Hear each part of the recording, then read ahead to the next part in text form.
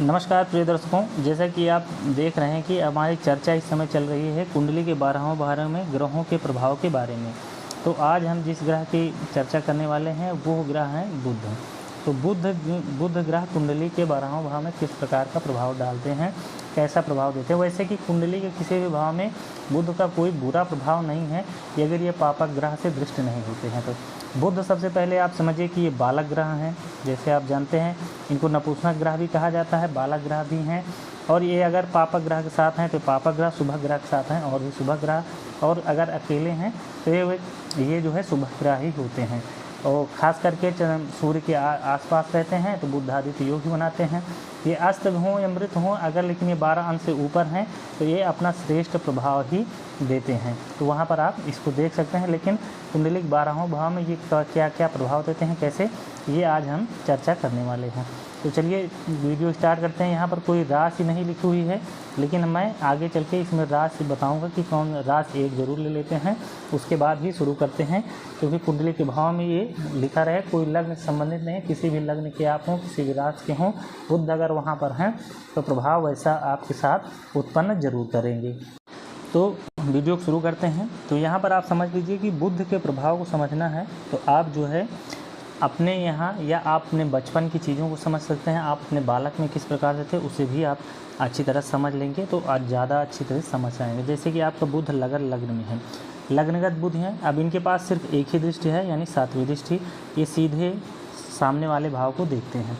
तो अगर यहाँ पर हैं तो आप जैसे समझ रहे हैं कि बुध क्या है, तो ये राजकुमार हैं। तो आपके जो है बनावट सुंदर होगी।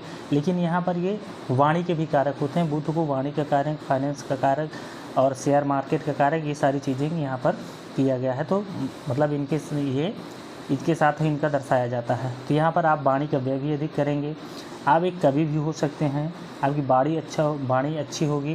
किसी भी अगर आप कहीं पर बैठे हों, अगर 8-10 लोग या कोई सभा भी हो तो उसे भी संबोधित करने में आप पीछे नहीं हटने वाले हैं। यानी कि मैनेजमेंट की क्षमता आपके अंदर बहुत ही अधिक होगी। इनके से यहाँ पर दृष्टि होने के साथ है अगर ये पति या पत्नी चाहे जिसकी भी कुंडली हो तो पत्नी भी अच्छी होगी और पति भी अच्छी होगी, और मैनेजमेंट की क्षमता इनके अंदर भी बहुत काफ़ी अच्छी होगी। यानी कि व्यापार का भी भाव है। और यहाँ पर बैठे आप उच्च कोटि के व्यापारी भी हो सकते हैं। तो आप यहाँ पर देख लीजिए, आप व्यापार भी करना कर सकते हैं क्योंकि मैनेजमेंट की क्षमता आपके अंदर बहुत अच्छी होती है। उसके बाद आते हैं आपके द्वितीय भाव में। तो द्वितीय भाव में यहाँ अगर बैठे हुए हैं बुध, तो क्या है कि ये वाणी के भाव है, आपकी आँखों का भाव है। तो आपकी आँख सुंदर हो सकती हैं, जो है आपके कान सुंदर हो सकते हैं। ये सारी चीज़ें भी आपकी सुंदरता, इन सब चीज़ों में भी अच्छी हो सकती है। वाणी आपकी जो है श्रेष्ठ होगी। अगर आप गायक के क्षेत्र में हैं तो आपकी आवाज़ बहुत अच्छी होगी। आप मतलब कि गायन में, वादन में, ये सारी चीज़ें आपकी सब हो सकते हैं। आप कवि भी हो सकते हैं।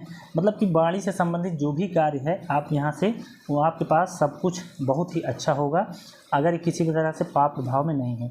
इनकी सीधी दृष्टि यहाँ पर अष्टम भाव पड़ती है। तो अष्टम भाव क्या है, गुप्त, और जो है आपका रोग का भी भाव होता है। तो यहाँ संबंधित इनके जो है आपकी जो है त्वचा में कुछ संबंधी हो सकती है। अगर आप खान पान पर ध्यान न दें तो आपके हृदय रोग से संबंधित भी यहाँ पर समस्या हो सकती है। तीसरे भाव में आ जाते हैं पराक्रम भाव में। तो आप अपने वाणी के साथ पराक्रम मतलब वाणी के साथ आपका पराक्रम होगा। और यहाँ पर आपके 9वें भाव में दृष्टि होगी, क्योंकि एक ही दृष्टि है। तो 9वें भाव दृष्टि होते हैं भाग्यवान होते हैं। यानी कि यहाँ कभी जो है बुध को श्रेष्ठ ही माना गया है। यहाँ पर चौथे भाव में अगर दृष्टि बुध हैं, यानी माँ के घर में, तो माँ के घर में भूमि, भवन, वाहन, इन सब चीज़ों का भी अच्छी तरह से भोग करता है। उसकी माँ अच्छी हो सकती है। और उसके साथ साथ अचल संपत्ति, वाहन, मतलब कि जो है ऐश्वर्य से संबंधित सारे चीज़ आपके पास होंगे। यहाँ कर्म भाव की दृष्टि होने से सरकारी नौकरी में भी आपका जो है अच्छा पकड़ हो सकती है। सरकारी नौकरी भी आप यहाँ से कर सकते हैं। सरकारी नौकरी भी जाने के योग यहाँ से बनते हैं। अब उसके बाद आपका आ जाता है पंचम भाव। यहाँ पर ज्ञान भाव में होने से यहाँ पर हैं तो आपके अंदर ज्ञान की अद्भुत क्षमता होगी। उसके बाद आप यहाँ पर ज्योतिषी भी आप बन सकते हैं। ज्योतिष को अगर सीखना चाहते हैं और आपके बुध पंचम भाव में स्थित हैं तो आप ज़रूर थोड़े से भी, अगर थोड़ा भी समझेंगे तो आपको ज्योतिष अच्छे तरह से समझ में आ जाएगी। यहाँ से आप एक उच्च कोटि की आप व्यापारी हो सकते हैं। और आपका फाइनेंस, बैंकिंग में आप बहुत अच्छी पकड़ हो सकती है। चार्टर्ड अकाउंटेंट भी बनना चाहते हैं, अगर यहाँ पर बुध हैं, अच्छी अवस्था में हैं, तो आप यहाँ पे देख सकते हैं। उसके बाद यहाँ से 11वें भाव में लाभ भाव की स्थिति है, तो आप लॉटरी, सट्टा, जुआ वगैरह में भी आप देख सकते हैं, आजमा सकते हैं। ये नहीं कि आप हैं तो आप उसमें कूद ही जाइए, आप एक बार चेक कर लीजिए किसी पाप प्रभाव में तो नहीं तो आप फंस जाएँ वहाँ से। तो ये सारी चीज़ें भी यहाँ से आपको यहाँ से मिल सकता है।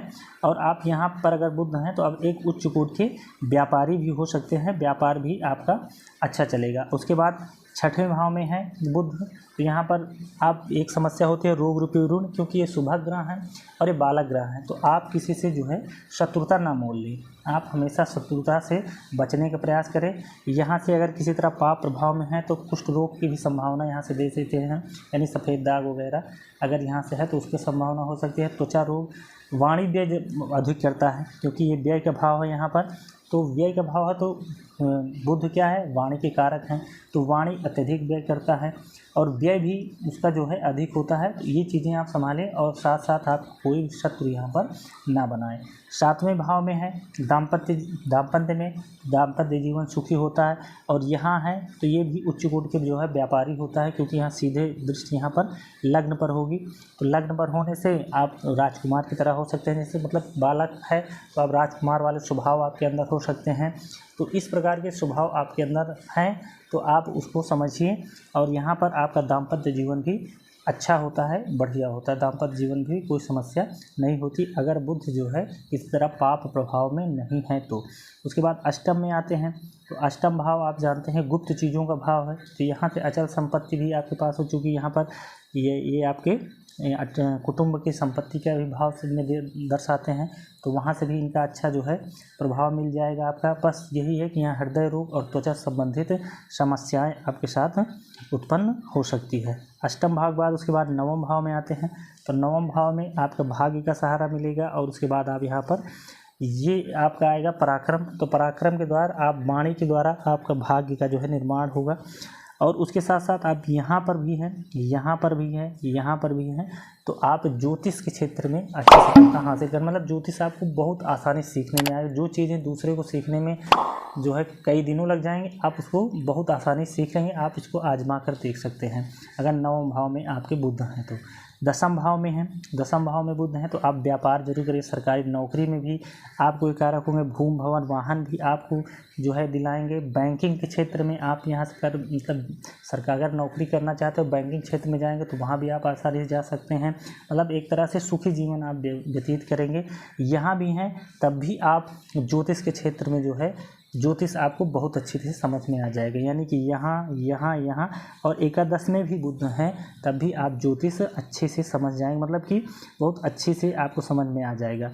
11वें भाव में अगर बुध हैं तो यहाँ से इनके जो है यहाँ पर ज्ञान भाव में पड़ेगा।